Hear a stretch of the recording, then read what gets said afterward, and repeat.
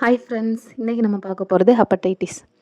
Medical ஃபீல்டில் இருக்க எல்லாருக்குமே தெரியும், ஹெப்படைட்டிஸ் ரொம்ப இம்பார்ட்டண்ட்டான டாபிக். ரொம்ப கான்ஷியஸாகவும் நம்ம ஹேண்டில் பண்ண வேண்டிய டாபிக்.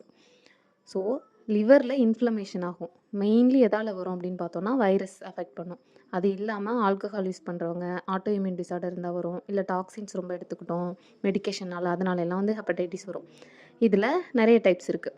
இப்போ ஒரு டைப்பாக பார்க்கலாம். ஹெப்படைட்டிஸ் ஏ, ஹெச்ஏவி அப்படின்னு சொல்லுவாங்க.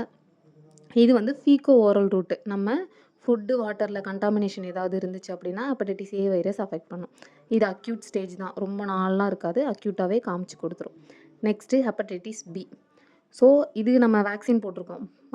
ஜாயின் பண்ணுறதுக்கு முன்னாடி, இப்போ நர்சிங்லாம் போனால் ஜாயின் பண்ணுறதுக்கு முன்னாடிலாம் 3 டோஸ் வேக்சின் போடுவாங்க. ஸோ இது பிளட்டு பாடி ஃப்ளூயிட்ஸ்லேருந்து நமக்கு வரும். இதை சீரம் ஹெப்படைட்டிஸ் இல்லைனா போஸ்ட் டிரான்ஸ்ஃபியூஷன் ஹெப்படைட்டிஸ் அப்படின்னு சொல்லுவாங்க. இதில் அக்யூட்டும் இருக்குது, க்ரானிக் ஸ்டேஜும் இருக்குது. Next hepatitis C, HCV. இது மெயினாக பிளட்னால் மட்டும்தான் வருது. இது போஸ்ட் டிரான்ஸ்ஃபியூஷன் ஹெப்படைட்டிஸ் அப்படின்னு சொல்லுவாங்க. ஏன்னா பிளட்டை ஒழுங்காக ஸ்க்ரீன் பண்ணாமல் டிரான்ஸ்ஃபியூஸ் பண்ணிட்டோன்னா உடனே வந்துடும் அவங்களுக்கு.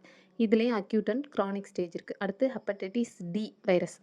இது பார்த்தோம் அப்படின்னா இதுவும் பி மாதிரியே தான் பிளட் அண்ட் பாடி ஃப்ளூயிட்ஸில் வரும். பட் இது கோ இன்ஃபெக்ஷன் சொல்லுவாங்க. ஏன் அப்படின்னு பார்த்தோன்னா ஹெப்படைட்டிஸ் பி இருக்க பேஷண்ட்டுக்கு ஹெப்படைட்டிஸ் டி வைரஸும் சேர்ந்து வரலாம், தனியாக வராது. ஸோ கோ இன்ஃபெக்ஷனாக தான் வரும். இதுலேயும் அக்யூட் க்ரானிக் ஸ்டேஜ் இருக்குது. அடுத்து ஹெப்படைட்டிஸ் இ வைரஸ் அப்படின்னு பார்த்தோன்னா இது ஹெப்படைட்டிஸ் ஏ மாதிரியே ஃபீக்கோ ஓரல் ரூட் கண்டாமினேஷனான ஃபுட்டு, வாட்டர் இதனால் வரும். இதில் அக்யூட் ஸ்டேஜ் மட்டும்தான் இருக்கும், உடனே நம்மளுக்கு காமிச்சு கொடுத்துரும்.